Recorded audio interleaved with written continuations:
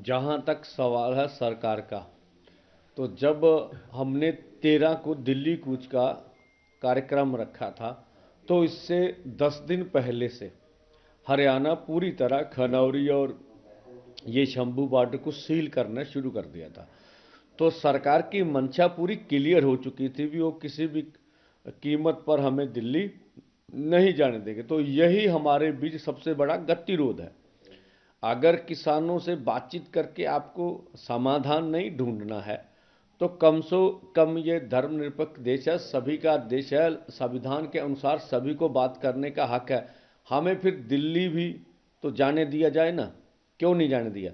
तो ये जिस तरह से उन्होंने बैरिकेटिंग की, जिस तरह से आगे हम बढ़े तो रबट की फायर हुए, हमारे ऊपर शेलिंग हुई बहुत बड़ी तादाद पर, और उसके ऊपर बहुत सी हमने बुलेट चलने की भी पुष्टि हो चुकी है। अभी बुलेट टायरों पर इस्तेमाल की गई जो आगे ट्रैक्टर्स जा रहे थे। तो सरकार की मंशा तो क्लियर है ना कि किसी भी कीमत पे आपको दिल्ली नहीं जानेंगे। तो ये हम तो चाहते हैं भी आप देश के किसी भी संविधान के अनुसार आप अगर हमें बता दें कि ये जो सब कुछ कर रहे हैं।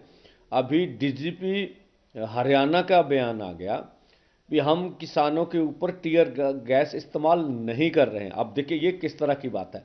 तो हम बोल रहे हैं भाई, अगर आपने कहा है कि आपको मालूम नहीं कौन कर रहा, तो जो कर रहा आप उसको सजा दीजिए ना। अब कौन कर रहा है?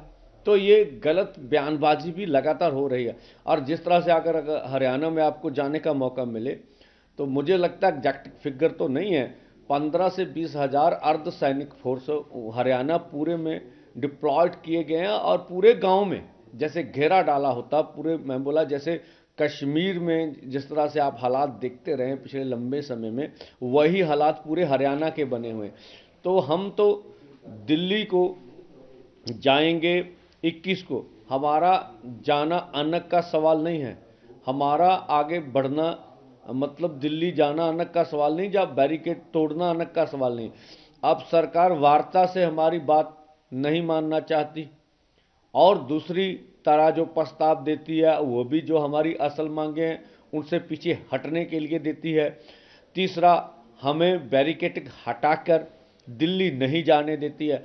तो हम तो मजबूरी में आगे बढ़ेंगे ना, वो जो भी परिणाम होंगे उसके लिए भारत सरकार जुम्मेवार होगी। और हम आशा तो करेंगे, अभी आज का दिन है, स्वयं प्रधानमंत्री की जी के पास सारी रिपोर्ट तो जा चुकी होगी। अब जिन मुद्दों पे डिस्कस होनी थी सब पर दो दो राउंड डिस्कस हो चुकी है। और चाहिए अब स्वयं प्रधानमंत्री जी को कि वो निर्णय लें, और निर्णय की अनाउंसमेंट भी कर सकते हैं। तो कोई सुखद समाचार हमें मिलेगा तो हम चाहेंगे इस मोर्चे का कोई ना कोई समाधान निकाला जाए।